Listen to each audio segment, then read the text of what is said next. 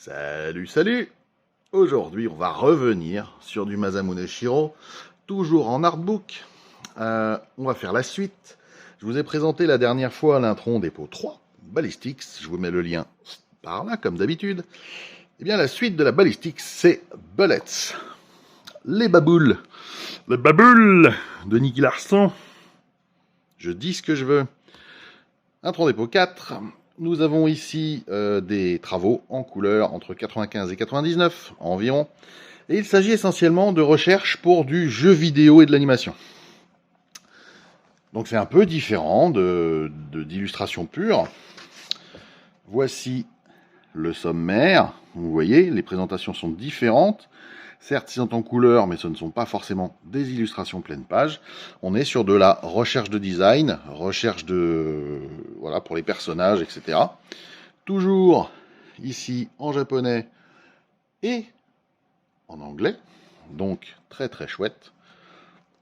On va donc regarder, donc voilà, ça concernera Blu-ray, des ROV d'animation pour Diz, Gundress, Handhall et Sambaguita.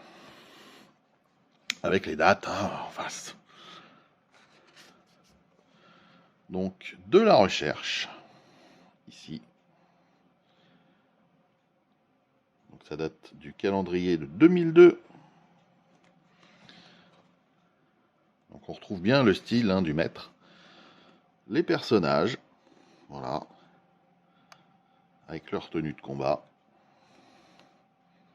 Les recherches avec les ROF. Et ici, toutes les expressions qu'il peut avoir. Et pareil pour les autres personnages. Donc c'est très très intéressant puisqu'on peut voir les variations de physionomie en fonction des expressions souhaitées. Ce qui est quand même très très cool. Vous voyez. Ici, le mecha design, mass production type, et les ennemis qui étaient sur les premières 3D réalisées par le maître. La 3D 3D. Vous voyez. Donc on retrouve bien certains graphismes qu'on pouvait avoir avec une bonne carte graphique sur les premiers jeux tels que Half-Life par exemple. Enfin, premier jeu, c'est pas les premiers jeux, mais avoir des vrais 3D un peu propres. Il n'y a pas eu que ça, les puristes du rétro gaming me tombaient pas dessus. J'y ai joué aussi, mais c'est juste le premier qui me vient à l'esprit. Vous voyez. Donc les Routh, on va passer quelques pages. Les Robotpod. Donc vous voyez, beaucoup d'éléments 3D avec différentes vues. Donc très très très intéressant. Du moins je trouve, pour ma part. Avec un mecha design toujours inspiré quelque part de bio-ingénierie, voilà. Là on est passé sur Gundress, donc on retrouve, comme je vous l'expliquais, toujours ce faciès très commun dans ses œuvres. On retrouve des éléments qu'on a déjà aussi dans Ghost in the Shell, notamment, et qu'on retrouvera encore dans d'autres productions. Il aimait bien les Landmates, mais avec des pieds à 3 gros orteils, si je puis dire, pour la stabilité, qu'on retrouve dans beaucoup de mechas qui ne sont pas forcément de lui. Donc vous voyez, une richesse de